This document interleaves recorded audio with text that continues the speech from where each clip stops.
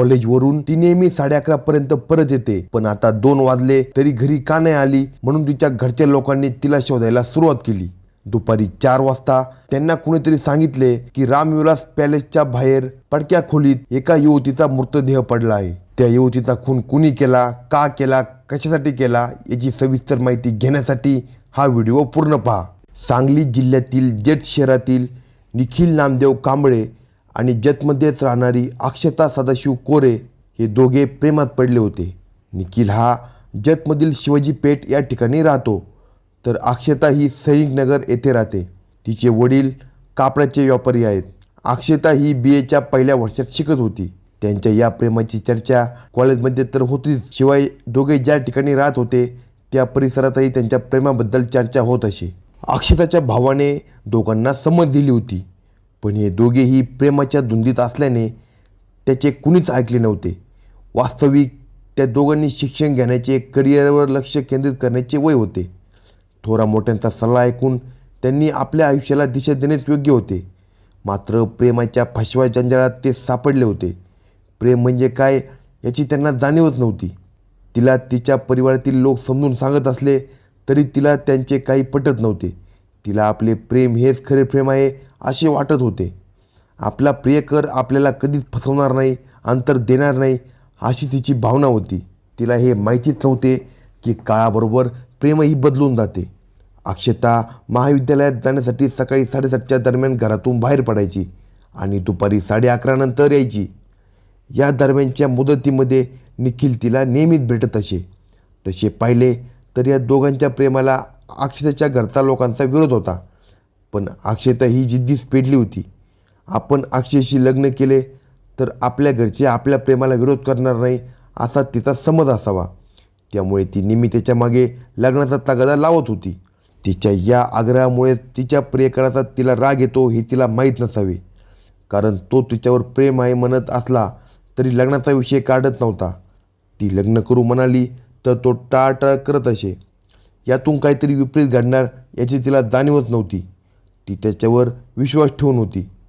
सोमवार दिनांक 11 मार्च 2024 रोजी सकाळी अक्षताच्या वडिलांनी तिला कॉलेजमध्ये नेऊन सोडले आणि ते आपल्या कामावर निघून गेले. कॉलेजमध्ये सुट्टीच्या वेळेमध्ये तिला प्रियकर निखिल कांबळे हा भेटला. त्यानंतर कॉलेजचे तास बंद करून अक्षता ही निखिलबरोबर फिरवयास बाहेर पडली. गप्पा टप्पा करत ते दोघे जेथे कुणीही फिरकत नाही अशा ठिकाणी फिरत होते.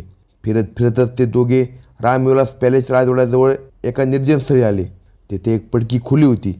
त्या ठिकाणी ते दोघे बोलत बसले. त्यावेळी अक्षताने निखिलसमोर लग्नाचा विषय काढला.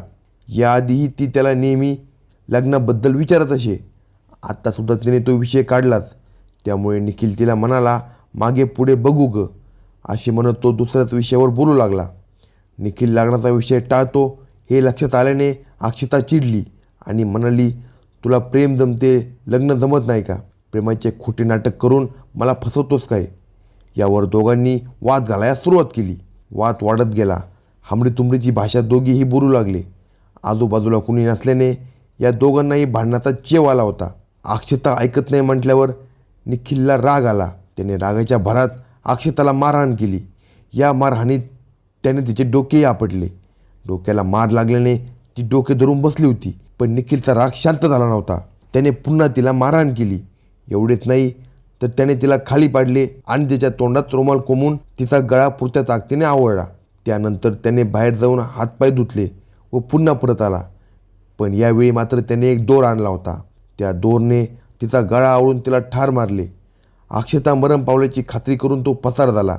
इकडे अक्षताच्या घरी तिच्या घरचे लोक वाट पाहत होते. कॉलेजवरून ती नेहमी 11:30 पर्यंत परत येते, पण आता 2 वाजले तरी घरी का नाही आली म्हणून तिच्या घरच्या लोकांनी तिला शोधायला सुरुवात केली. दुपारी 4 वाजता त्यांना कुणीतरी सांगितले की रामविलास पॅलेस राजवाड्यासमोरील पडक्या खोलीच्या बाहेर एका युवतीचा मृतदेह पडला आहे. अक्षयच्या भावाला शंका आली. तो आपल्या नातलगांना घेऊन त्या ठिकाणी गेला. तो मृतदेह त्याच्या बहिणीचाच असल्याने त्याला रडूच कोसळले. पण मृतदेहाच्या शेजारी अक्षता आणि निखिलचे ओळखपत्र पडले होते. याचा अर्थ आपल्या बहिणीचा त्या निखिलनेच खून केला आहे हे अक्षयाच्या भावाला समजून आले. या घटनेची माहिती जत पोलीस ठाण्यात देण्यात आली, पोलीस निरीक्षक घटनास्थळी दाखल झाले आणि त्यांनी घटनेचा पंचनामा केला.